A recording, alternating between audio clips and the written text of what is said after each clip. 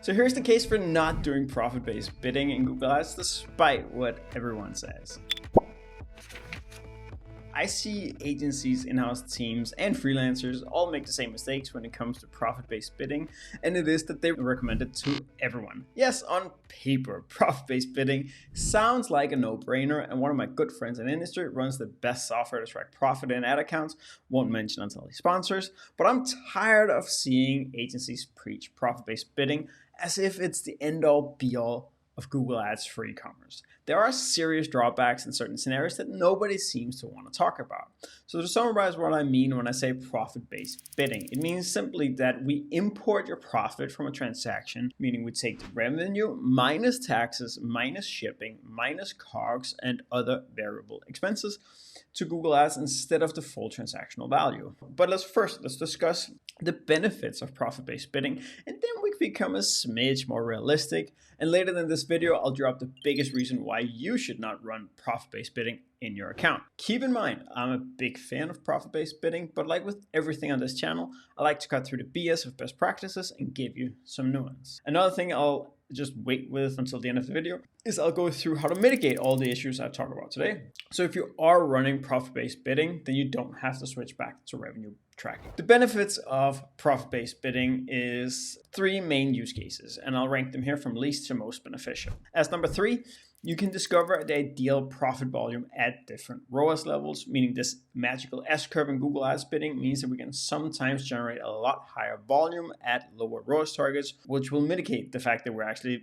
being less efficient. This means that testing a lower ROAS target while traffic profit can show you that A, you can get more profit at a lower ROAS target, or B, you can get a lot higher volume at the same profit per conversion or slightly less, meaning you get more customers. Both scenarios are beneficial in their own way. The second one is to align business profit goals with the Google Ads tracking, meaning that if the business KPIs are revolving around profit, then trying to navigate finding the right ROAS target in Google Ads that also generate the highest POAS or profit can be difficult. So being able to see the profit number instead of the revenue number in Google Ads is a great way to get more aligned in the business. But the number one use case for running profit-based bidding is that you have different margins for different products.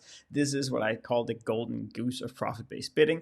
If socks are 80% margin, but shoes are 20% margin, then you can't expect to compete if you run the same ROAS target for all products, because all your competitors that are selling socks, they're running at a much lower ROAS than you are. If you try to create like an average ROAS that you need to hit because of your average margin, then you're not going to make any money off shoes, and you're not going to get any volume off socks. And the bigger your inventory is, the more important this part becomes. Now, let's just quickly bust 2 myths of when profit tracking, in my opinion, makes no sense.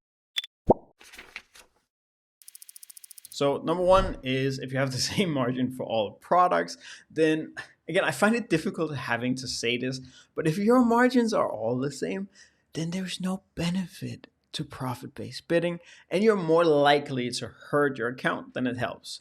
I'll explain more later in this video about what I mean when I say will hurt your account. The second one is that nobody cares about profit. I understand this one might be a little bit edgy, but if profit isn't the core KPI that your company runs on, then you waving around an increased profit from Google Ads in your monthly KPI meetings will make you seem stupid. More likely your client or your boss will say something like this: "Yes, Tim, you produce more profit, but revenue is down 33% and new customers is down 50%. That's no good."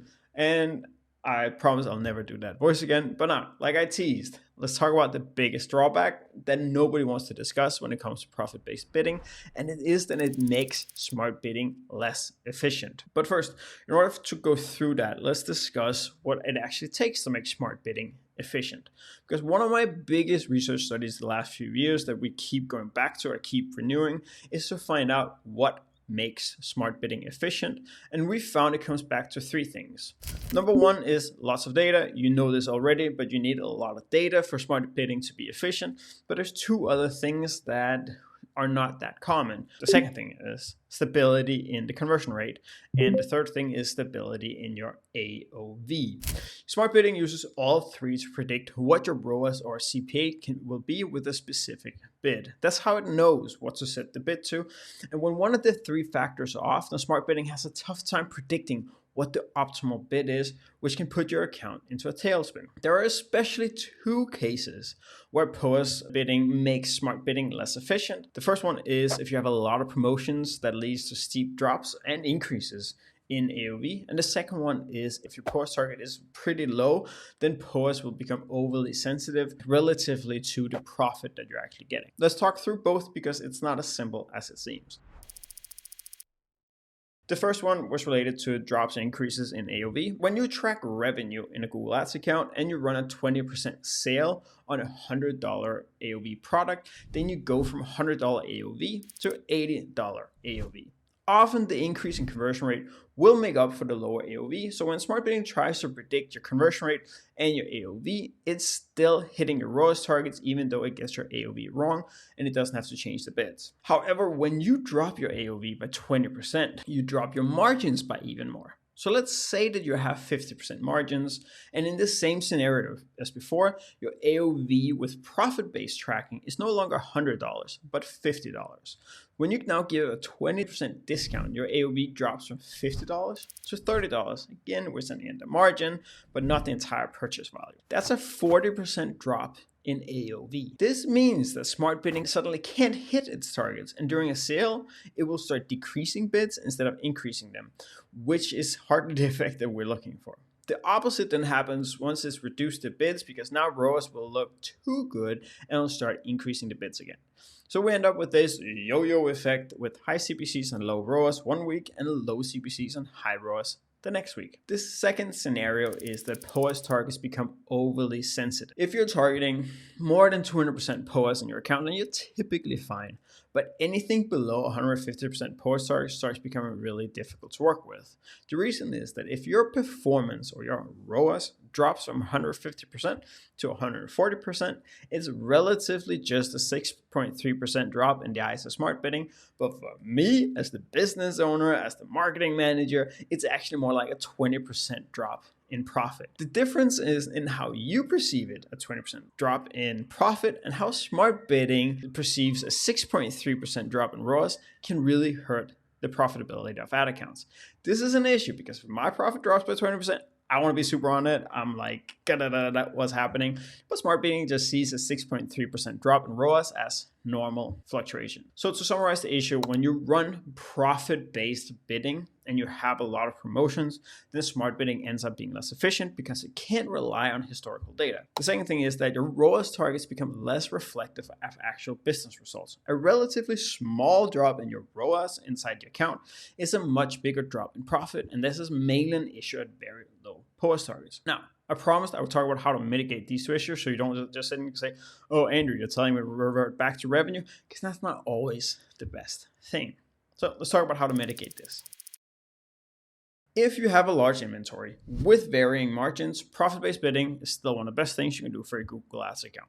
So in order to mitigate it, there are two ways. One is to run with max CPC limits in portfolio bid strategies.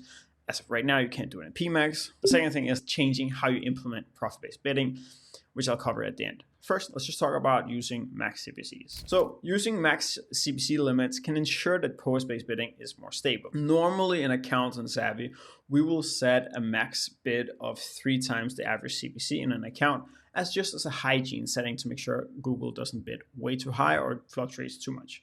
But when we run POAS-based bidding for accounts with a lot of promotions, we'll set a much lower max CPC bid, closer to 2.5, 2x the average CPC. We've even done 1.5x the average CPC if we have to, and we've seen that POAS and CPC just goes up and down from week to week. This ensures that smart bidding can't bid too aggressively when POAS is good. But let's just take an actual example and look at it. So here's an actual example. So this is our internal dashboards that we use in Google Sheets. We have for everything in here. And what we've seen here is that here's when I started implementing more aggressive max CPCs.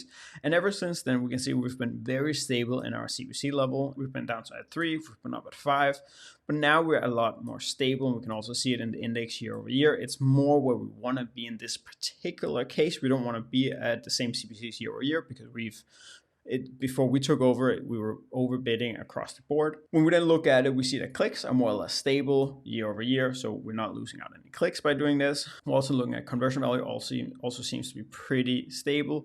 ROAS in the account, or POAS in this case, is actually the highest. It's one of the highest it's been all year. But the most important metric here is profit. And we can see here in the index year over year that we're having 85, 87, 82%, which when we look at the entire year, we've never really been at it. And we started taking over the account around here. So even before we actually identified this issue and implemented max CPCs, we weren't getting there. We were also launching new campaigns across a bunch of different accounts. So there were some issues there, but even before we took over, we were way lower. Now we've just stably gotten closer and closer to hitting the same profit as we did last year, or as they did last year, which is a good thing. Now let's talk about implementation, because just because you want to track your profit, it doesn't mean you have to change your entire account to be bidding for profit. Because remember, we had 3 different reasons to do profit tracking. 1, our products have different margins. Number 2 was to align Google Ads KPIs with the business KPIs. And 3 is to discover the highest profit volume at different ROAS targets. Only one of these reasons, number 1, require you to switch the system to actively bid for profit, and that's the first one, like I said. If you're just trying to align Google Ads KPIs with business KPIs, or just discover what ROAS target drives the highest profit volume, then you can basically just set the profit conversion action to secondary and observe it instead. So let me show you what I mean. Here we have an account where we are tracking revenue as our main conversion action. And what I've done is I've created custom columns over here where we have the custom column for POAS and we have a custom column for net profit. What these two do is that these custom columns will pull in we'll use the all conversion value, because if you have it set to secondary, then it will not be included if you just say conversion value. So you have to set it to all conversion value. And that way we then say minus cost, and that way we get the net profit from here. We're basically trying to just find out, okay, if we're hitting this ROAS, what is the POAS we're hitting? If we're hitting this revenue, then what are we hitting in profit? And here we have, like, these are third-party brands. And there's our private label, and we can see that, yes, we are hitting higher ROAS on our bestsellers, but our third-party brand and our main are pretty similar. However, we are hitting a 10% higher profit with our private label because we do have a slightly better margin. But actually, in this case, it's not that big of a deal. So we can actually be just as aggressive with third-party brands as we can with our private label brands. And again, this is just having that insight means we don't sit and worry about this all the time. And the reason why our margins for third-party brands here is worse than we have for private label. But we have a lot of products where people will click on the third-party brand and they will buy a private label. So our actual profit is actually fine. So I can use this and say, actually, we don't have to be that aggressive and set a much higher ROAS target for our third-party brands as you would otherwise think. In this way, we get the best of both worlds. We get insights to what campaigns drive the highest profit, and we get the full efficiency of smart bidding. So there you have it. I hope you enjoyed this more nuanced look at profit-based bidding. I'm still a massive fan, and I'll continue to say that if you have varying margin on products, then it's one of the best things you can do to optimize your ad account. But it's not perfect for everyone in e-commerce, especially if you run a lot of promotions, despite what all the cookie cutter agencies out there want you to think. With that being said, put a comment, put a like, subscribe if you like the videos. I'm there in the comments every single day. So if you have any questions, any topics you want us to cover, just post them there. If you're into practical PPC insights that you can actually help you, then subscribe. I share tips, breakdowns, and call out what's working and what's not. No fluff, just the stuff that you can use every single week.